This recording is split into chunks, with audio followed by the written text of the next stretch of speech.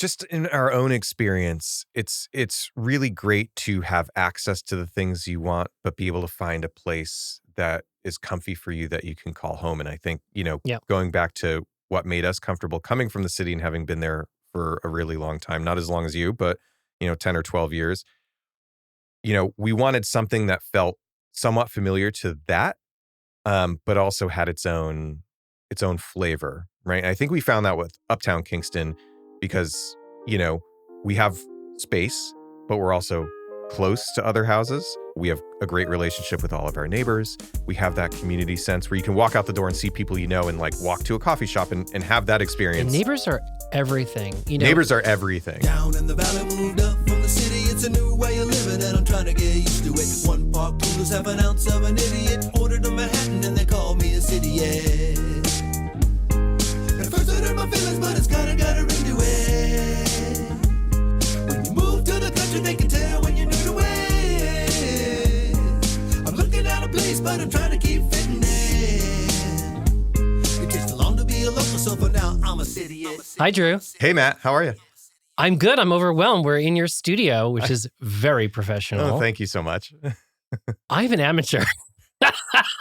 No, you're not. I've heard your show. You're not an amateur. Definitely not. I look around at all this equipment. It's like I got two lapel mics, some random mic. I've got like a thing plugged into my Mac. It's a double-edged sword, man, because, when you spend 10 years or more in the film industry, you just acquire a bunch of stuff. Yeah. And so now I've reached the point where it's like, I don't know how to not have a ton of stuff. But in this case, it's actually worked out pretty well because I've actually been able to turn this space into like a little business for myself, which is awesome. Oh, that's good. That's good. We'll definitely talk about that too. Yeah. I guess my first question is about your connection to the Hudson Valley. Are you from here? Did you move up here like me? I moved up here like you, so I have no previous connection to the Hudson Valley. My wife and I started house hunting in 2019. Yeah. And I've just hit 5 years here, right? So we bought our place in Mazel August. Thank you. We bought our place in August of 2020.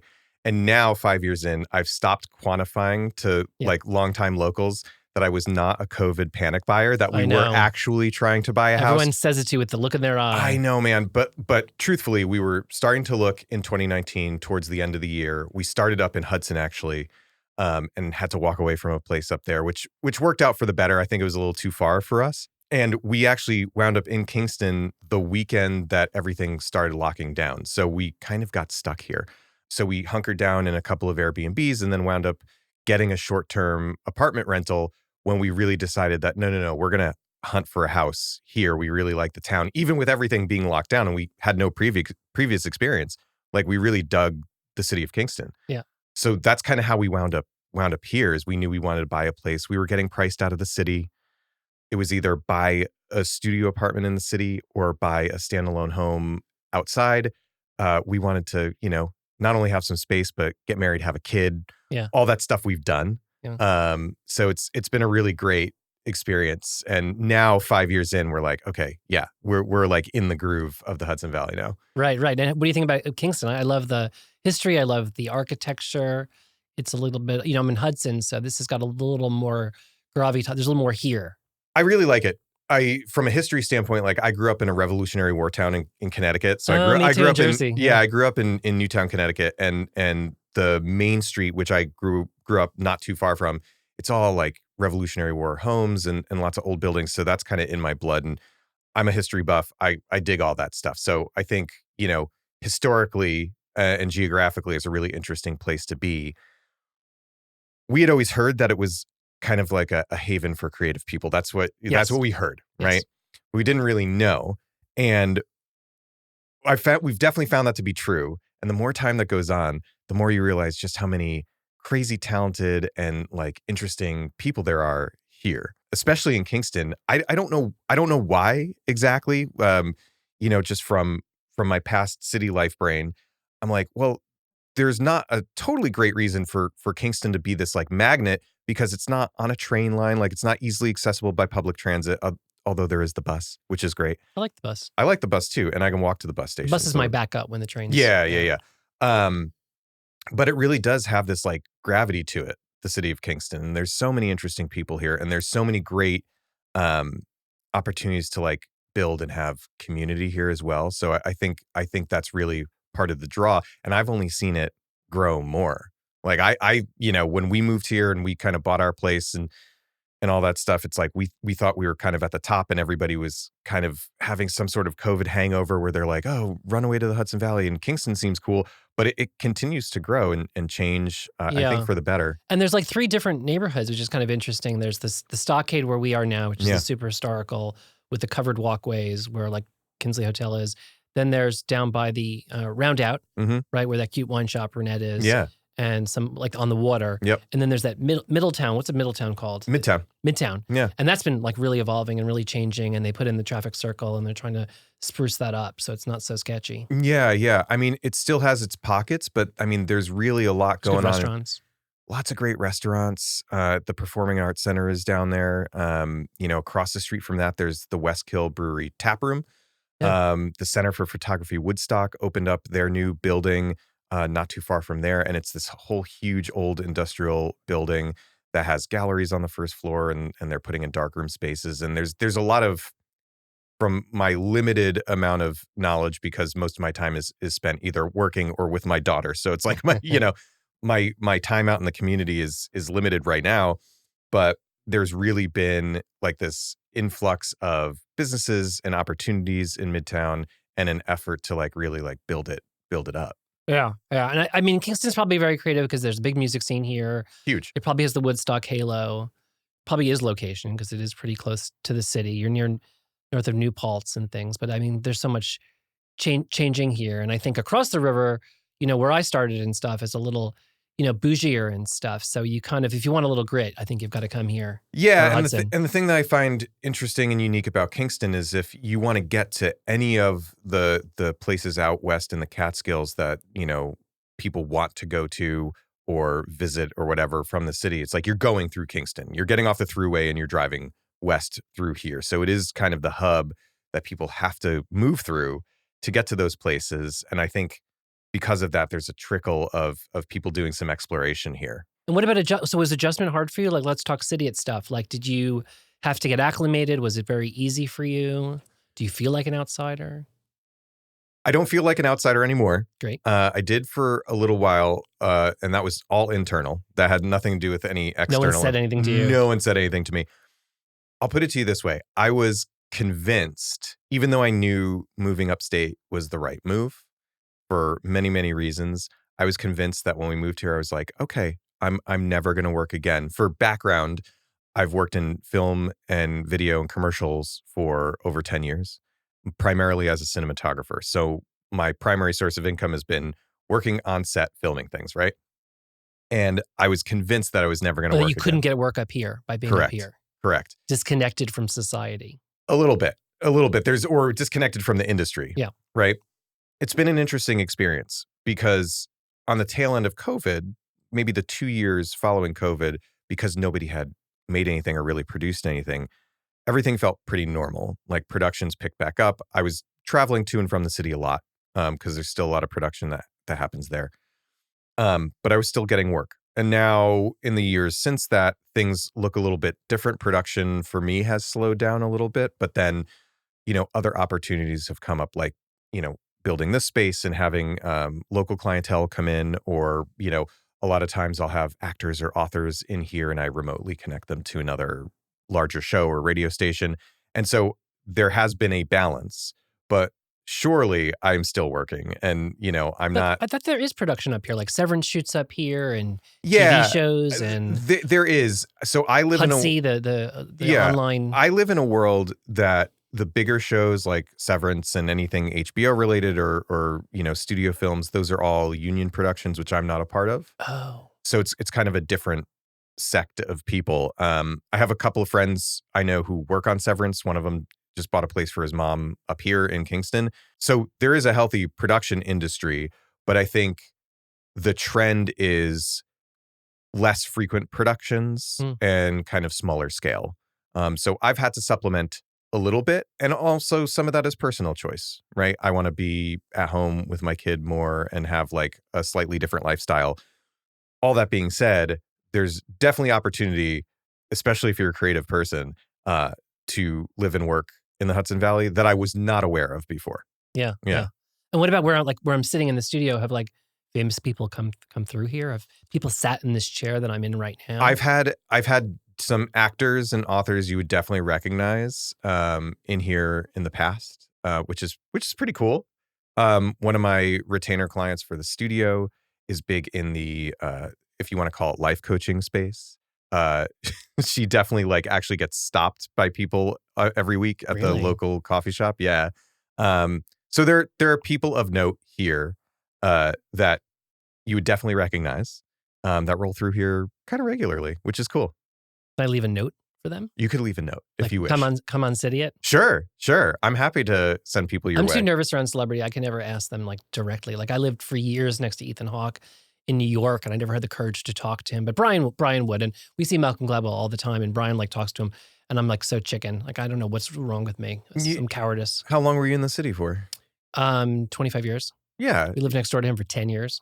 Well, you should be I think I comfortable talked to him around when my celebrities. dog jumped on his, and that was it. I couldn't make eye contact. Yeah, I mean, I've worked with a lot of celebrities, and you realize really quickly once you get the jitters out, it's like they're just normal people who want to kind of hang out and do their job and go home and hang with their dog or their kids or whatever. I did work a little while with Alicia Keys.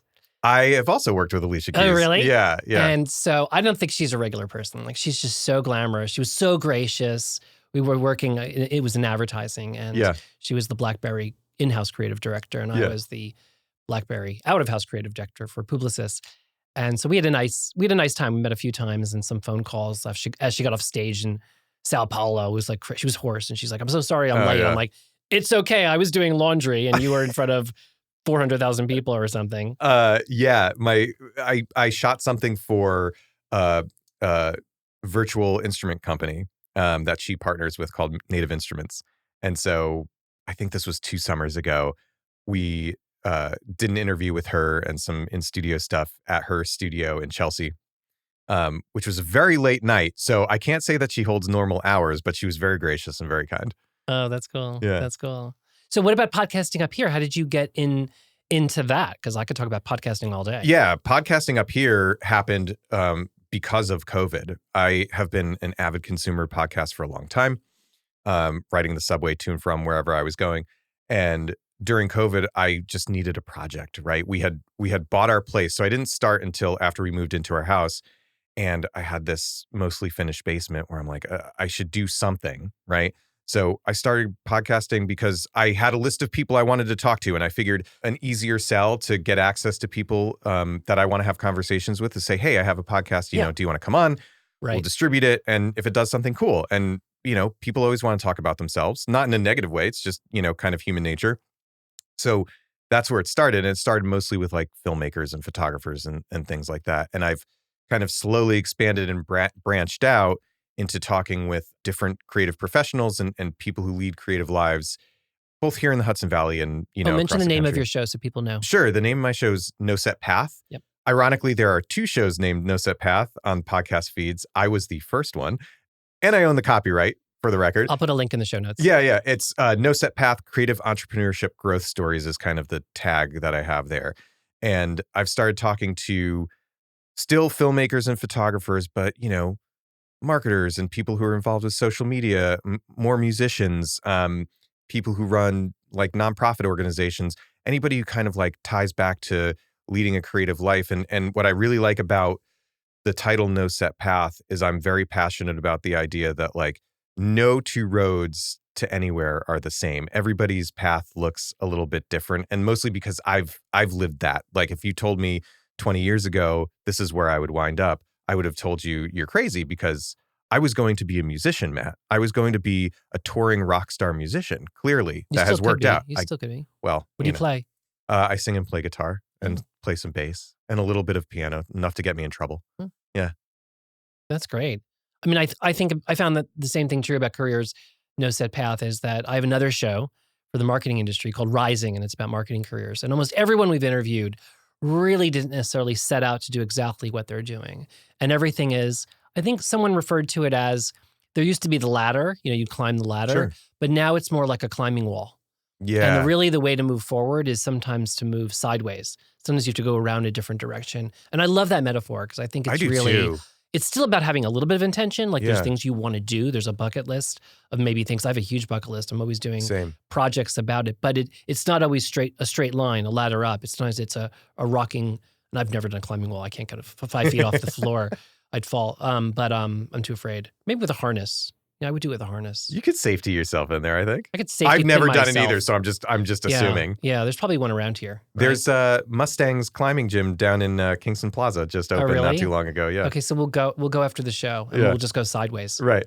Yeah, I actually really do love that metaphor. That's really great because a lot of times, most of the time, things are not linear at all, and you're just looking for that handhold or somewhere to put your foot or somewhere to get like some sort of purchase that you can like take the next step, even though you can't really necessarily see where it is you're heading at the time. You kind of have to go on faith a little bit that you're going to find the next way to yeah. climb It's also a little for higher. newcomers. It's a little bit like that too. I find like even coming up here, like making friends and things like that. Like I don't know how you did it, but we sat at the bar and we joined things, and it didn't always work. Like sometimes it would stick for a little while, and then you would have one circle of friends, and you have a different circle, and then the one circle would mature, and you'd move on to the next thing. So it's not a linear path, even with I think friendships and becoming acclimated here. Yeah, we've always been, because you mentioned it, we've always been sit at the bar people, because we always found it the fastest way to like get seated at a restaurant and get some Absolutely. food, Yeah. but also just a great way to like meet people and have conversations. We're still sit at the bar people more often than not because What do you like? What's your favorite bars to sit and eat? we're a big fan of Clio, which is right across the Oh, street I need to here. go there. They're really great. Yeah. They call themselves a wine bar, so it's Clio Wine Bar, but their food is outrageous. Yeah. So good, small plate stuff. The owners are lovely. The restaurant is beautiful and amazing. They don't do reservations, so you just kind of have to like work with them a little bit. Weekends tend to get a little busy, but that's a great spot. We're kind of daily patrons of Rough Draft Bar and Books, which is kind of our default place to go. And, you know, that's either coffee or tea for us or beer and a cider. And that's really great. So those are kind of our two staples, but there's any number of like great places around here. Yeah. Kingston has a lot of great food and places too. Like me, you moved here, but you love it and you love the history. Yeah. Where do you go for culture? Like where do you go? Where do you take your daughter?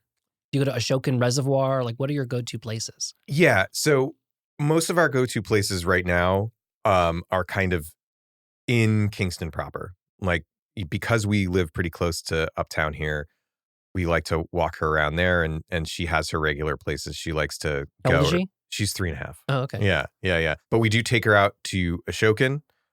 When she first started walking, that was kind of the place that I would take her because it's just a straight, pretty flat shot. Right. And she would just, have a great time just going back and forth on the trail. Also, she's discovered a love for a couple of places across the river in Red Hook. So there's a park over there that she really enjoys going to. So we spent more and more time there, and kind of downtown Red Hook. She really enjoys like Bliss Smoothie Bar because they moved. They used to be like this little tiny closety space, and they moved into this amazing, beautiful storefront. Yeah, it was this amazing bakery called Annabelle's Bakery. Okay. And we really said when Anne, she closed the bakery because it was delicious, and she used to get me all these gluten-free things. Yeah. And she had a ghost in that space. By the way, there was a ghost. There's a ghost, okay. And stuff. And so when Bliss moved in, they got it. It's gorgeous. Yeah. It's stunning. It's become very popular. It's great. It's great. So my daughter particularly loves that. There's the toy store next door. Yeah. Oh, it's super cute. It's like a candy. And then it's a woman, I met them when we first moved to Red Hook, and they opened a second location in Hudson, but that's their original one, and it's really cute. That's cool. Yeah. I'm just going back in my head into recent memory, and it's like, yeah, we're either kind of in Uptown Kingston at the reservoir occasionally or in Red Hook, other than dragging her around to do random errands. But it would be great to expand our horizons a little bit more. But, you work with what you got. And when you have a 3.5-year-old, you're on limited time sometimes. What do you really like about living? Do you consider yourself living in the country? You're really in a small city. I don't consider myself living in the country at all. I have ready access to the country anytime I want, which is really, really nice. And I think for us, it was a good balance.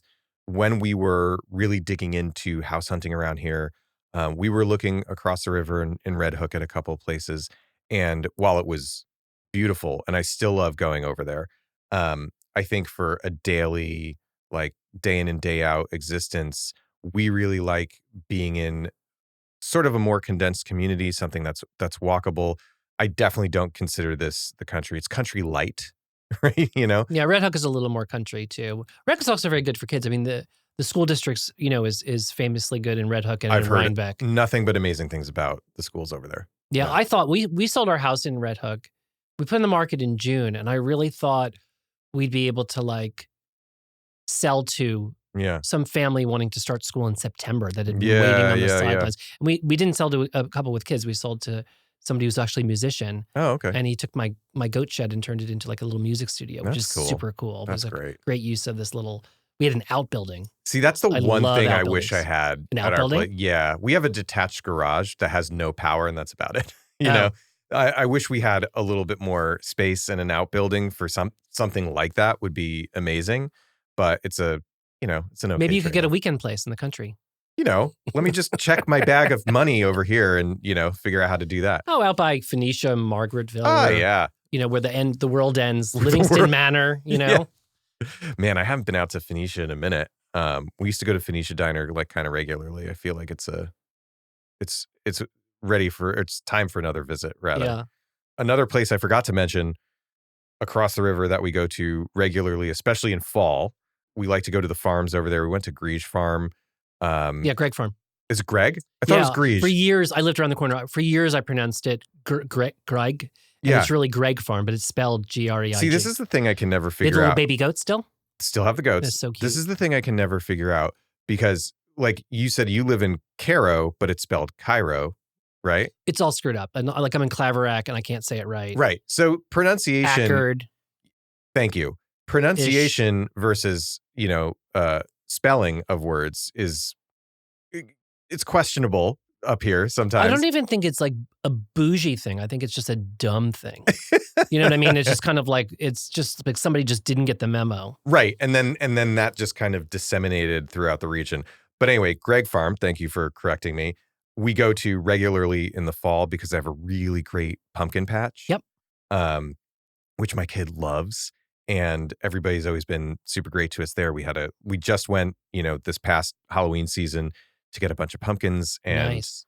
the guy ringing us up at the exit was like, "Oh, you live in Kingston. You should come back, come at sunset, go up on this hill. It's amazing. You won't be disappointed." And it's like that kind of stuff I really appreciate. It's a wonderful place. They have a And good makes me farm feel store. like a real local now, Yeah, and they put in during the pandemic, they put in their farm, they put in these great walking paths. So there's like 3-mile walking paths. And we all used it all the time. Yeah, It was our sanctuary. That's cool. And I would go there almost every day with the dog. And it was just so great and so beautiful. I had to do a double take because when we were out picking pumpkins, I saw a couple of people like running on this path and I never knew they were there. Yeah, there's a couple loops. Yeah, that's super cool. Beautiful property. And then near them is also Rose Hill Farm. Rose Hill. Mm-hmm. And they have a lot of events and pop-ups and stuff. And that's where the Sopranos famous scenes were shot.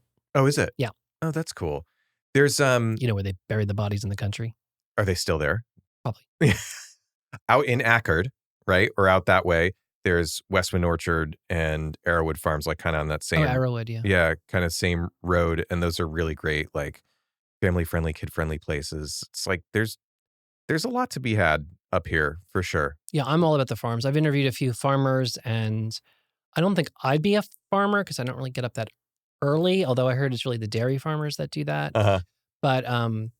But I think it's special and it's what makes this area so different from other communities. Yeah, I think just in our own experience, it's really great to have access to the things you want, but be able to find a place that is comfy for you that you can call home. And I think, going back to what made us comfortable coming from the city and having been there for a really long time, not as long as you, but 10 or 12 years, we wanted something that felt somewhat familiar to that, but also had its own flavor, right? And I think we found that with Uptown Kingston because, we have space, but we're also close to other houses. We have a great relationship with all of our neighbors. We have that community sense where you can walk out the door and see people and like walk to a coffee shop and have that experience. And neighbors are everything. Neighbors are everything. In Red Hook, a lot of people know the story, but like our neighbors like were not that friendly to us. Mm. And it was really hard. And we worked at it. And then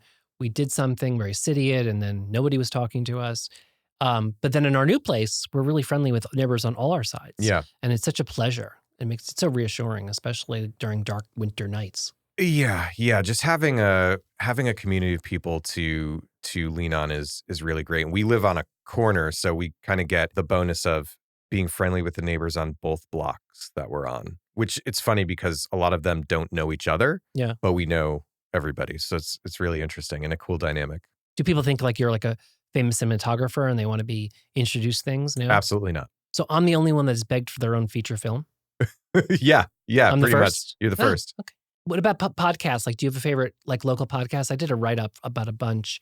Besides yours and mine, what are your favorite podcasts? Well, I was going to say Cidiot, so now you've you've ruined it for me. That's actually a really good question. I don't know if I have a favorite local podcast, nor do I think I've spent enough time doing justice to the local podcasts and digging in as much as I should.